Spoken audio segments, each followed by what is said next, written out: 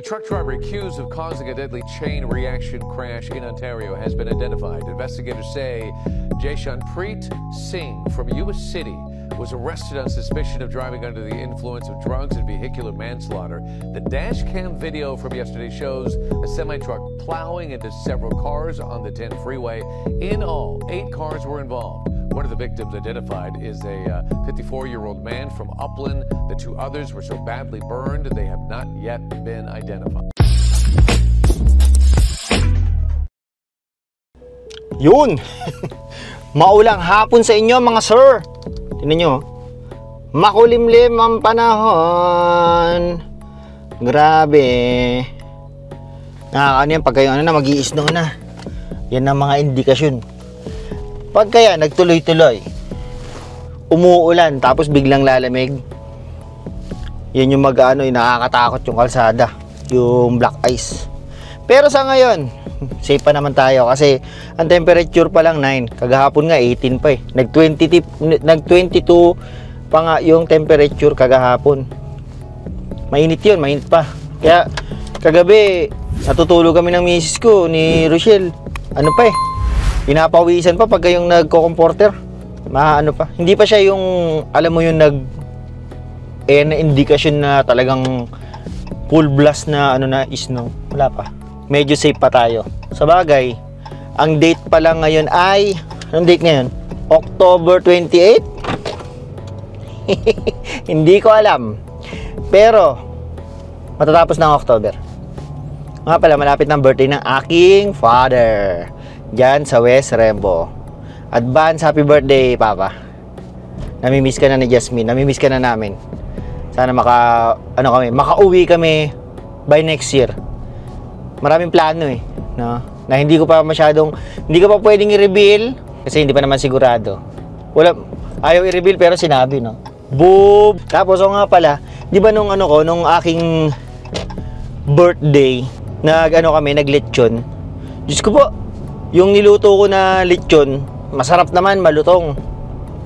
Problema, sobrang taba. Diyos ko po, nasuya ako. Alam mo yun, yung pagka kumakain ka ng lechon na yung sobrang taba, nakakasuya. Ginawa namin yon, nilechon ko, masarap naman, lumutong. Ang kagandahan ngayon sa panahon ngayon, dami nang pwedeng, manonood ka lang sa YouTube kung paano gawin, ganyan.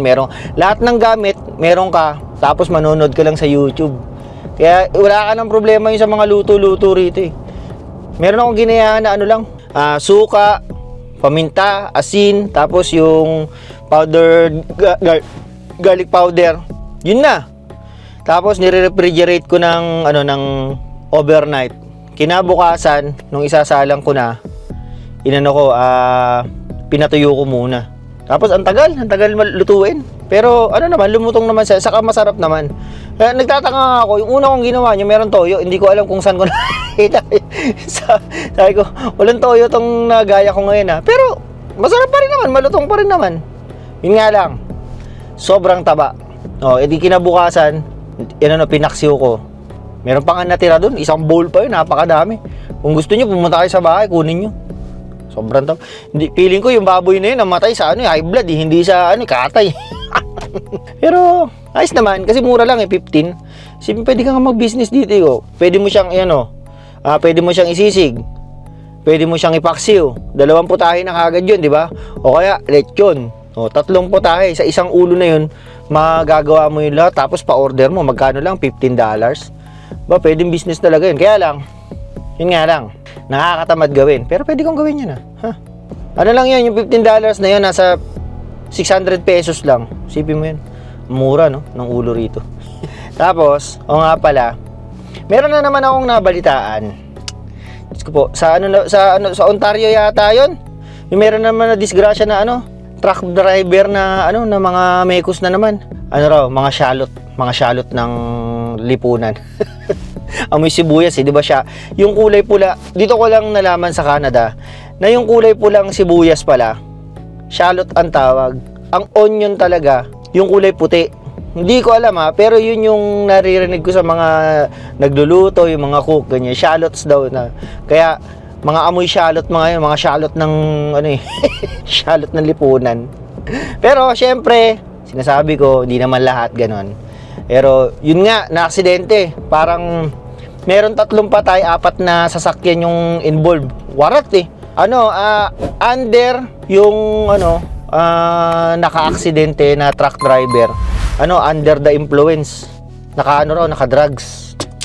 Yan mahirap, 'di ba? Nung yung mga una kong diniscuss sa inyo yung nanganandaraya lang sila sa sa kanilang mga exam, kung kunyari kukuha ng mga para maging truck driver sila, ganyan. Ito malala. Isipin mo, nagganon na nga, nandaya na nga lang yung yung tao na yun. Tapos nagdrugs pa. Wala.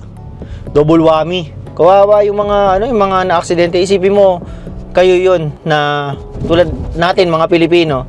Tayo aware tayo sa paligid natin, tayo. Proud akong sabihin na ang mga Pilipino rito sa Canada, maingat, takot sa batas, rules ng Canada. Kaya bihirang-bihira, kung meron man bihirang-bihira, yung makakakita ka na mga pasaway na mga Pilipino. Pero karamihan, dito lang sa amin, karamihan, talagang sumusunod sa batas kasi takot sila sa sa consequences na gagawin nila. Kasi nandito ka na sa magandang lugar di ba? Tapos gagawa ka pa ng kalokohan. Yung mga yan, wala silang pakialam. Di ba nga yung sinasabi ni ni Mr. Nobody, kahit siya medyo nabuburyong na rin siya sa mga kalahi niya.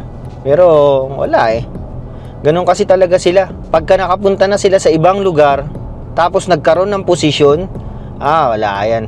Asahan mo yan, lalaki ulo niya mga yan. Lalaki ulo, yayabang, tapos magiging pasaway na. Actually, pasaway na sila simula pa lang. Kaya lang magkakaroon na sila ng lakas ng loob. Hindi ko inaano yung mga mga ibang lahi Kaya lang ganun kasi yung perception ng karamihan sa kanila. Hindi lang dito sa Canada, actually sa ibang bansa pa. Yung video ko na nag-trending sa TikTok saka sa Facebook, nasa 500,000 views na yun. Karamihan na comment yung nasa ibang bansa, ganito rin yan sa ganito yung mga lahi nila. Ganyan din yung ginagawa nila. Andito ako sa akala ko sa barko, sa barko lang nangyayari yung ganyan. Akala ko sa barko lang yung ganyan yung ugali nila. Sa iba rin pala. Basta puro ganon yung comment, kaya hindi ka na magtataka kung kunyari sa lugar nyo, sa pinagtatrabahuan nyo or sa tinitirahan nyo na ibang bansa, makikita mong ganun yung ugali nila. Hindi yun bago. Talagang karamihan sa kanila ganyan ang ugali. Out of respect sa sa ating mga friend na hindi naman lahat ganyan. Anong oras ba? 4:36, late na ako Yari ako sa misis ko. Hindi ko alam kung nakasuhan na hindi ko na alam kung ano nang nangyayari dun sa na-aksidente na yun pero hindi ko lang alam kung ano nang mangyayari sa kanya. Ay nako. Kaya minsan kahit anong ingat mo sa kalsada, kung meron naman mga ganyang pangyayari. Ano magagawa mo, di ba? Hindi mo kasalanan yung nangyari tapos madadamay ka. Isipin mo, ikaw, pamilya mo. Kaya pag meron kayong nakitang ganyan, pag alam nyo kaagad sa tamang otoridad para hindi na magkaroon ng ganyang aksidente. Nakakatakot. Kawawa yung mga aksidente. Ngayon, hindi ko inaano, baka sabihin nyo naman masyado kong sinisiraan yung mga tropa natin, mga friends natin na lahi nila. Meron kaming mga kaibigan dito na mga ganyan lahi. Ganyan din ang sinasabi nila na yung mga karamihan yung mga baguhan. Masyado na silang alam mo yun, malaki na ulo kagad. Meron kami mga kaibigan dito. Nasa Alberta na sila pero kasama namin sila sa trabaho dati sa Maple Leaf. Pero nung na permanent resident na, lumipat na ng probinsya. Ngayon nakikita ko na lang sila sa Instagram kasi dito sa Canada hindi masyadong yung Facebook Mga Pilipino lang yata madalas gumagamit ng Facebook dito. Usually sila dito Instagram, Snapchat, yung mga yan, yun ang ginagamit nila. Kaya yun lang ang update ko sa kanila. Mukhang maganda naman yung buhay nila. Yung isa nga umuwi pa ng ng bansa nila para magpakasal. Ito yung grande. Yung mga party people din yung mga yan. Yun lang. ano lang, chinismis ko lang sa inyo. Yung nangyaring yan, pero ano, sana mahatulan ng kung anong mang hustisya ang dapat na ihatol sa kanya dun sa taong yun. Kasi kawawa yung pamilya ng mga yung mga namatay, ganyan. Sige na, at ako'y nandito na yung misis ko. Ayaw niya na kasama siya sa vlog ko eh. Paano? Artista. Sige na, like, share, subscribe yung mga alam niyo na yun. Sige na, paalam.